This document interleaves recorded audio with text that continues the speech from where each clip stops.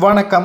தமிழக முதல்வராக விஜய் அவர்கள் பொறுப்பேற்றுள்ளார். அதிமுக இரண்டாக உடைந்தது. தமிழக அரசியலில் கள நிலவரத்தை பற்றி இந்த வீடியோவில் முழுமையாக நாம் பார்க்க போகிறோம்.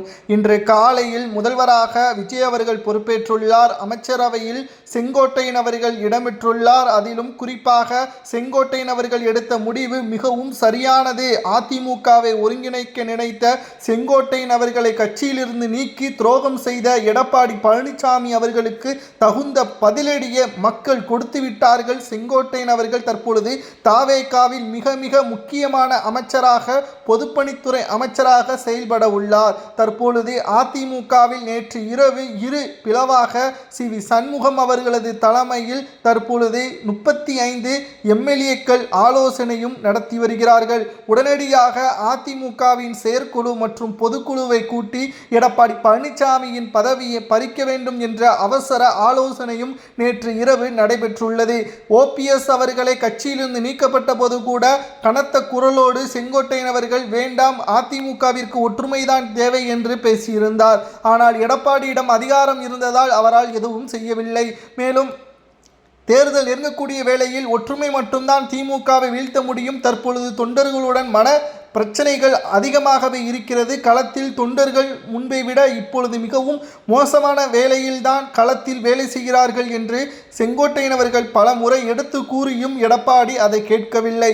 தற்பொழுது செங்கோட்டையன் அவர்களால் தான் தற்பொழுது தாவேகா மிகப்பெரிய ஒரு உயரிய பொறுப்பிற்கும் முதல்வராக விஜய் அவர்கள் வரக்கூடிய ஒரு சூழலும் உருவாகி உள்ளது. செங்கோட்டையன் அவர்கள் சொன்ன அந்த தத்துவம் விஜய் அவர்கள் முழுமையாக ஏற்றுக்கொண்டார்.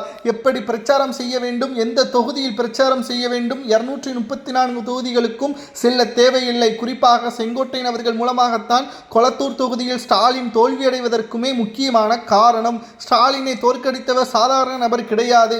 பாபு என்பவர் களத்தில் மிக முக்கியமாக 20 ஆண்டுகளாக அங்கு பணியாற்றியவர். அதை செங்கோட்டையன் அவர்கள் உணர்த்திதான் ஸ்டாலினுக்கு எதிராக களத்தில் தேர்வு செய்யப்பட்டார் என்ற தகவலும் தற்பொழுது வெளியாகி உள்ளது.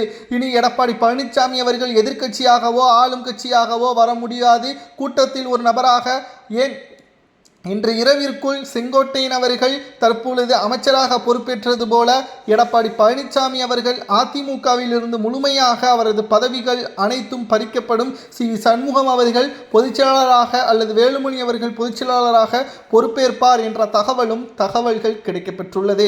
நேற்று இரவே செங்கோட்டையன் அவர்களுக்கு வாழ்த்துக்களை பல கட்சிகள் தெரிவித்து வந்த நிலையில் தற்பொழுது எடப்பாடி செய்த மிகப்பெரிய தவறால் தான் இந்த இடத்தில் நாம் தவறவிட்டு விட்டோம் என்ற பல்வேறு குற்றச்சாட்டுகள் எடப்பாடியின் மீது முன்வைக்கப்படுவது சரியா தவறா என்பதை கமெண்ட் வாயிலாக கூறுங்கள்.